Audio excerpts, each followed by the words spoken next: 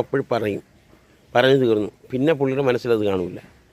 മനസ്സ് ശുദ്ധമാണ്. ആ ശുദ്ധതയുടെ പ്രതിരൂപമായ എൻ്റെ പ്രിയപ്പെട്ട മമ്മൂക്കയ്ക്ക് 1000 ജന്മദിനാശംസകൾ. ആ പുള്ളിയെ ഞാൻ ഹൃദയത്തിൻ്റെ എൻ്റെ മനസ്സിൻ്റെ അടിത്തട്ടിൽ അത്രയും ഹാർദവുമായി ഞാൻ എൻ്റെ മമ്മൂക്കയെ ഞാൻ സ്നേഹിക്കുന്നു, ബഹുമാനിക്കുന്നു. ഒരു ബഹുമാനമെന്ന് പറയുന്നത് ഒരു നിസ്സാര കാര്യമല്ല. ഞാൻ ലോകത്ത് ഒരാളുടെ മുന്നിൽ പോകുമ്പോൾ മാത്രമേ എൻ്റെ മുട്ട് വിറയ്ക്കുകയുള്ളൂ. അത് മമ്മൂക്കയുടെ മുന്നിലാണ്. കാരണം അത്രയും ബഹുമാനത്തിന് അർഹനാണ് ആ മഹത് പ്രതിഭ. അതൊരു സാധാരണ സംഭവമല്ല.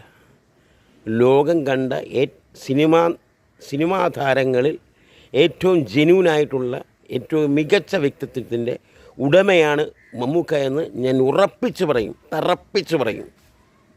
ഇത്രയേ ഉള്ളൂ.